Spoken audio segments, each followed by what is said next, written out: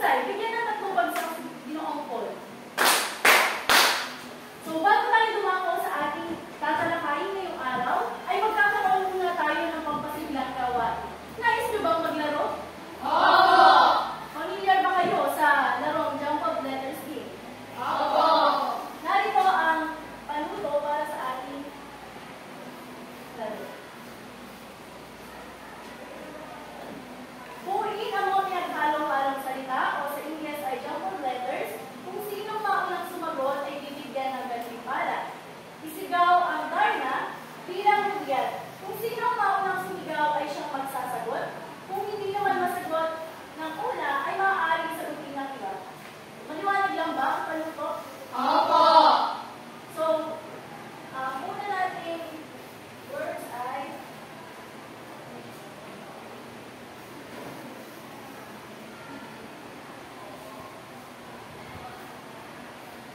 sino ang maaaring sumagot? Darna! Kayo pala? Sige, rin. May pagsulat dito mo.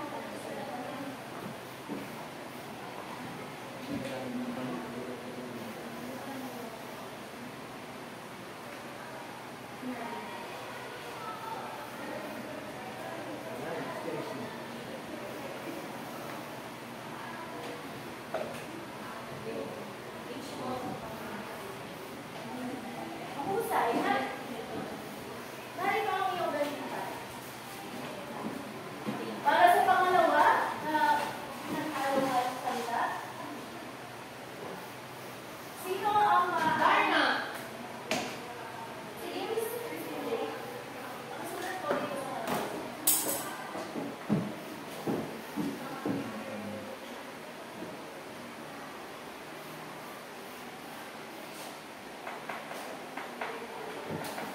Mahusay, narito ang iyong gantimpala.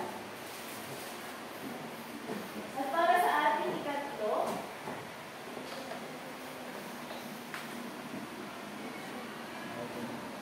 sino ang maaaring sumagot? Darna!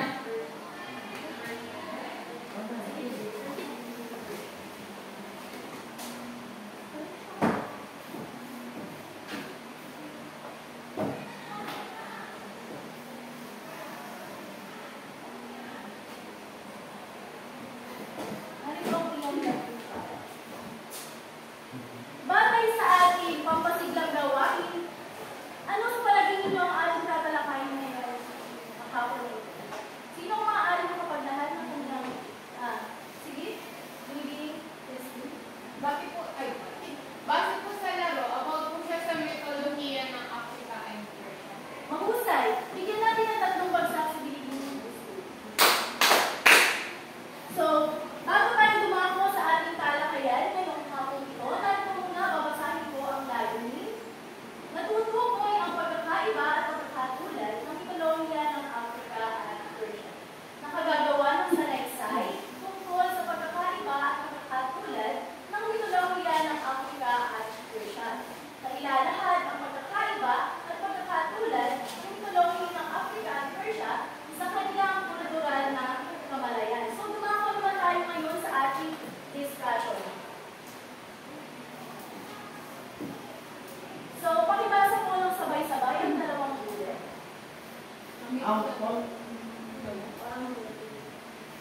Mitolohiya ng Afrika. Ang kontinenteng Africa ay pangalawa sa pinakamalawak na kontinente at pangalawa rin sa pinakamaraming bilang ng tao sa mundo. Sa dami ng tribong naninirahan dito ay gayon din ang katumbas na yaman nito sa kanilang kaugalian at kultura. Maraming salamat. So, kung mapapansin natin dito, ang Africa ay itik sila sa mga kultura at kaugalian. At kung mababasa natin, ay maraming tribo ang naninirahan sa kanila, sa kontinente Africa, na kung saan ay marami silang kaugalian at kultura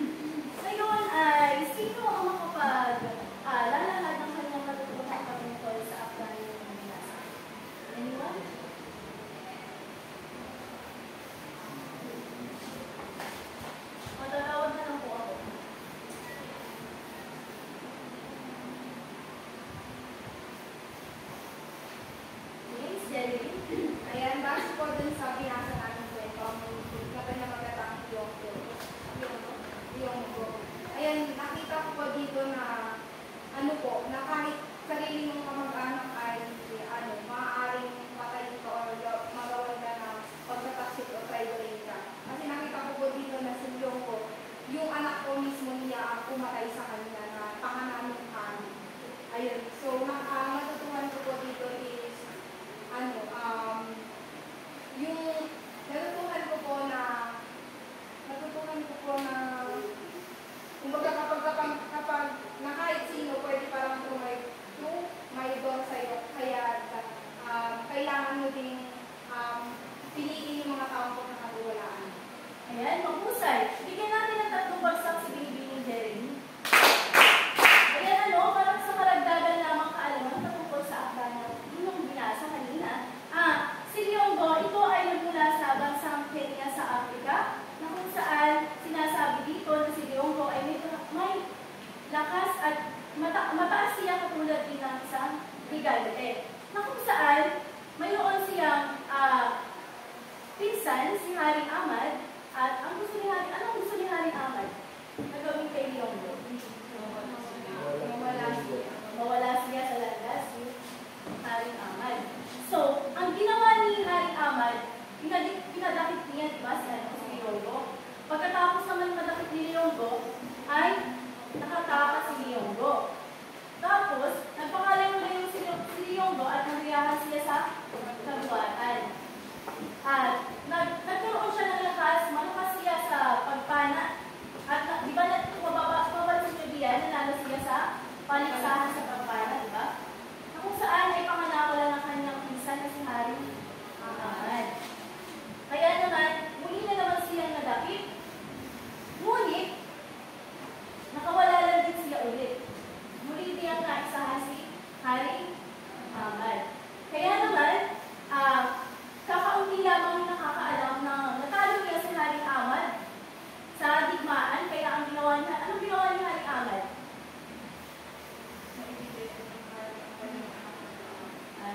Naibigay niya ang kanyang anak na dalaga para ano daw? Mapabilang sa kanyang pamilya, sapagkat si Liongo ay bayani. Ngunit sino ang tumraidor at pumatay kay Liongo? Ang kanyang sarili lang. At ano lamang ang nag-iisang dahilan para mapatay si Liongo? Para yung sa puso. Mahusay. Ngayon ay alam na ninyo ang kwentong Liongo tungkol sa bansang Africa. May katanungan ba kayo patungkol dito? Wala po. Mahusay. Ngayon ay dumako naman tayo sa mitolohiya ng Persia. Pakibasa po ng sabay-sabay at malakas ang 2 bullet.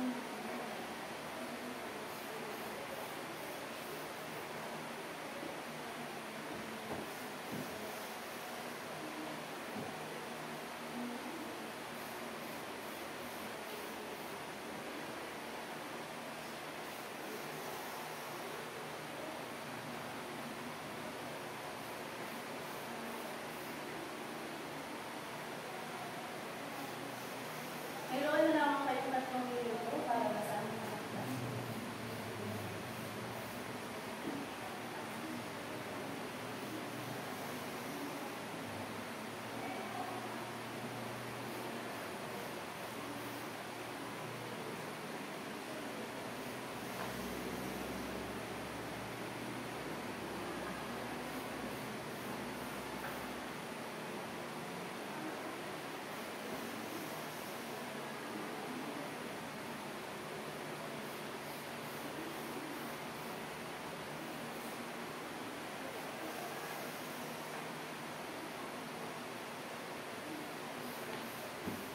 May 2 minuto na lang ako kayo talaga dito para basahin ang akda.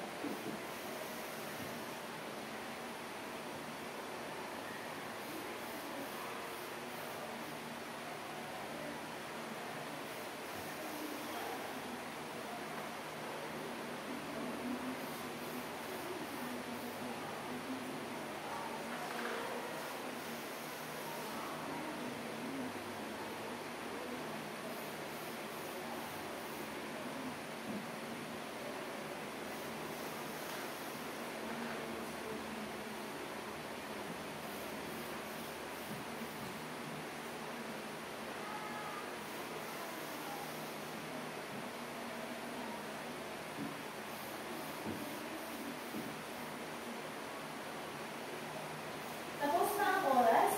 Tapos na ba ang basahin ang akda? Sino ang maaari kong paglahat ng kanyang natutuhan o idea about sa binasa? Sige, Ito pong kwento ay patungkol po siya sa pakikipag-away o hindi pagkakasundo-sundo. At nagbubunga ito ng paghihiganti nila sa bawat isa. Kaya dapat, natutulong ko rito na huwag maging mausok at dapat lagi natin isipin na kung ano ang ginawa mo sa iyo kapwa ay hindi na mahusay! Bigla ng 3 bagsak sa gilid ng Christina. Ayan ano, kung mapapakaragdagan lamang sa kanilang sinabi tungkol sa rito ng pagkakalikha, ito kasi ang naniniwalaan ng Persia na pinagulan umano ng tao dito sa daigdig. Na kung saan nagmula si Masya at Masyayana. Saan nagmula?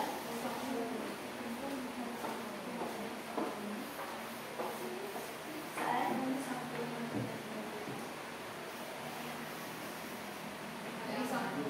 Isang puno. Ayan. At di ba kung mapapansin natin dito, kumbaga sa atin dito sa bansa natin sa Pilipinas, si Ahura ay siya yung parang Diyos, di ba? Tapos si Ariman Maini naman, siya yung devil na tinatawag ng kasamaan. Na kung saan, di ba, ninais ni Ahura na patayin si Gayomar. Isa siyang uri ng hayop. Na kung saan nagtagumpay siya. Sapagkat may inutusan siya na yung Jed na tinatawag nila na kung saan ay isang masamang espiritu para patayin si Gayomar. At nang magtagumpay silang patayin ay dito nga nagmula si Masya at si Masyayana na kung saan ay pinanitulaan nilang pinagulan ng tao dito sa sanlibutan sa daigdig. Naunawaan ba kung saan nagmula? Opo. Ito ang pinaniniwalaan ng Persia tungkol sa mito ng pagkakalikha. Lumako naman tayo sa pagkakaiba at pagkakatulad ng mitolohiya ng Africa at Persia. Binibining Grecian, pakibasa po ang Pagkakaiba ng metodolohiya ng Africa at Persia.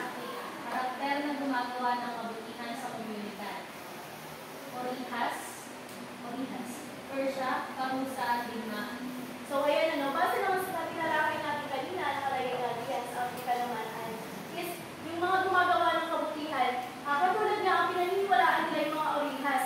Ang mga orihas kasi is yung mga naninirahan dito sa lupa, kasama natin mga tao, ngunit wala silang kapangyarihan na tinataglay. Pag naman tungkol sa Persia, ano nakapagtungkol sa Persia kanina? Kung binasa natin sa akda. Anong tungkol? Tungkol saan?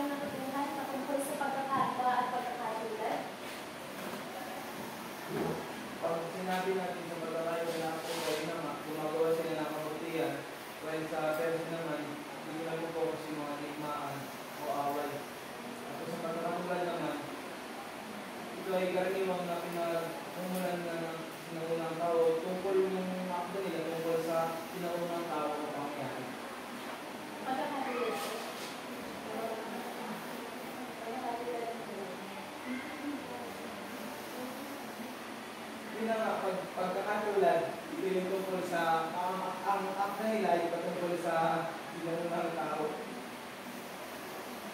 Sige, mahusay.